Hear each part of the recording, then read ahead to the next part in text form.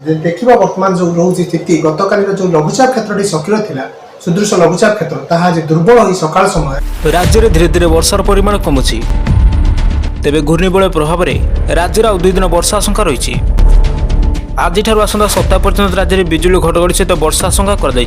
आज विशेषकर 15 जिला को बिजुली घड़घड़ी सहित प्रबल वर्षा नहीं सतर्क कर भुवनेश्वर स्थित आंचलिक पाणीपाग विज्ञान केन्द्र। जदि आपण मैंने आम भिडियोटी को नुआ कर देखुं भिडियोटी को लाइक कर दी चैनल टी को सब्सक्राइब करदे जहाँफल आम समस्त लाटेस्ट खबर आपण मैंने सर्वप्रथम पाइपर। राज्य में कालबैशाखी वर्षा लगी रही प्रभाव में दिन तापमात्रा ह्रास पाँच आहरी 4 दिन एभली स्थिति लगी रही आंचलिक पाणीपाग विज्ञान केन्द्र पक्षर सूचना मिली। आज प्रायतः समग्र राज्य में वर्षा बनी पूर्वानुमान कर